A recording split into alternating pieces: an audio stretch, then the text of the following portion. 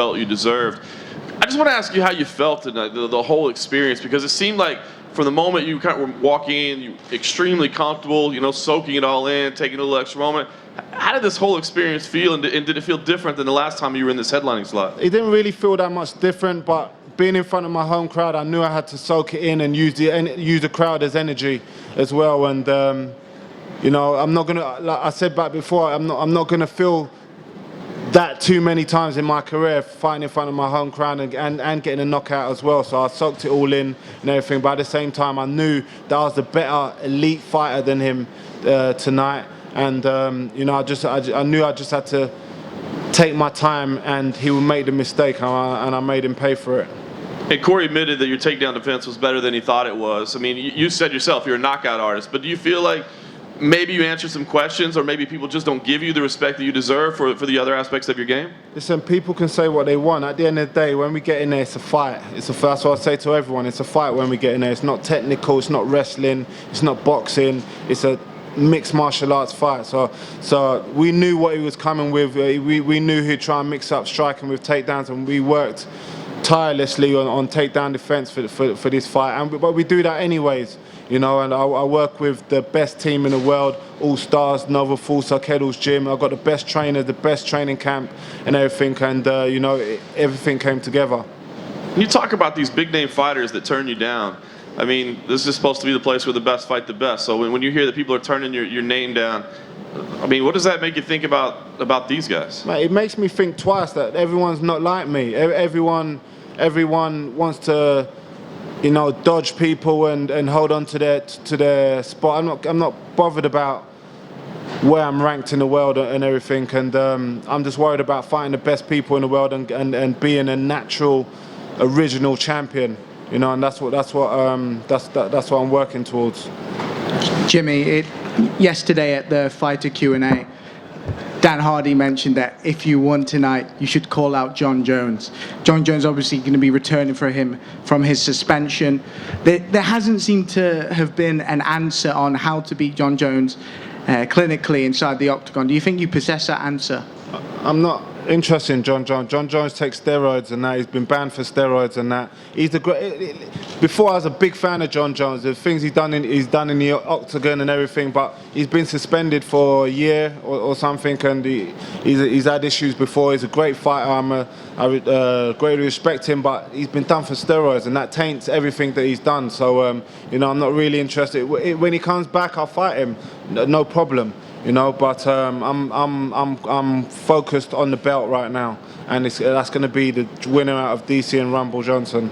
And for you, after the last loss, it seems like there's been a real fire underneath you to go out there and prove it, and you've got two amazing finishes. What's the difference now? Why is it now that we're seeing a better Jimi Manuwa than ever before? Because I learned from my losses. I learned from my loss to Gustafsson. I learned from my loss to Rumble Johnson, and I've made those things correct now and everything, and now I'm fighting the best in the world.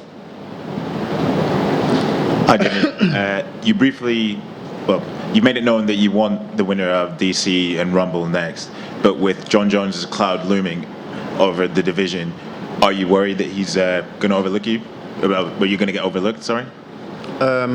Possibly, but to me, whatever happens, happens. I will be fighting the elite fighters in the world.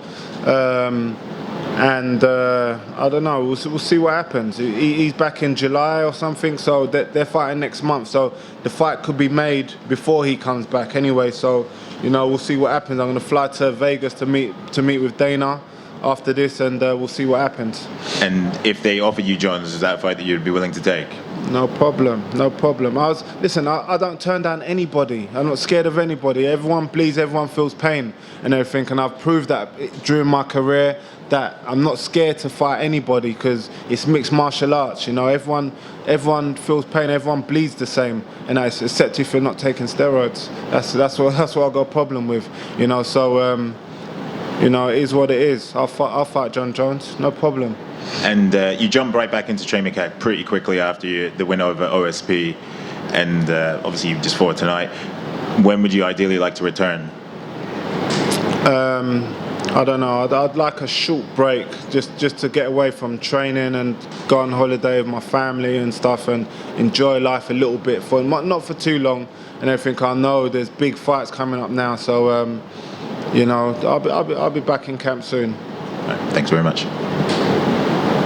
So Jimmy, you were talking about, or you're calling out the winner of DC versus Johnson. So who of those two do you think matches up better for you?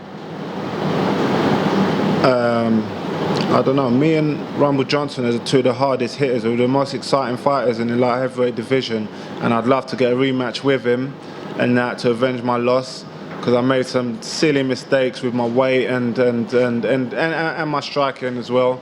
So I'd like to avenge that loss against the most feared man in the probably in the UFC roster, and that in Rumble Johnson. And but then again, DC's a great champion. He's feared and everything. He's beat the guy I'm talking about. He's beat Alex. He's beat a lot of the guys in the division. So I'd like to fight him as well. You know, and you know, I don't. To me, I don't care. I don't care who it is, because DC's more wrestling based, and that Rumble's more striking based and everything. So to me, I don't care. It's mixed martial arts, you know.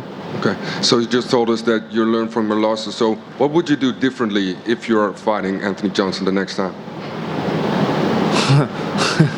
It's a bit of a secret.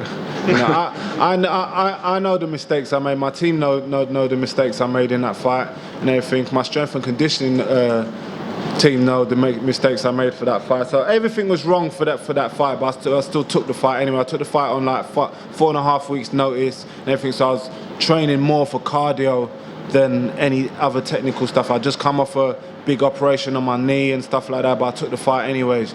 So you know, I'd like a proper training camp for that, and you know, that's what will happen. Thank you. Jim? Any questions, Jim? How are you celebrating this now? I'm not.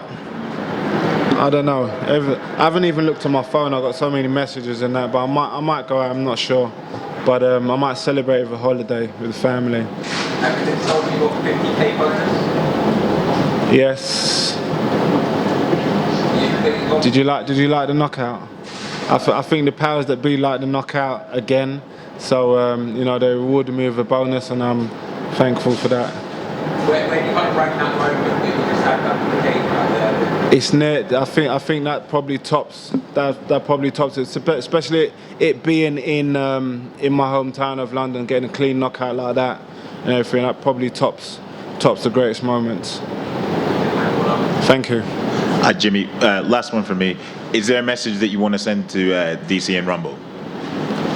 No, they're two great fighters. They're two of the best fighters in the world, and you know, I'm not one for trash talking or anything. And you know, I do my talking in the octagon and that. So you know, just get ready for a big challenge coming your way. Thanks again, man. That it. Thank you very much.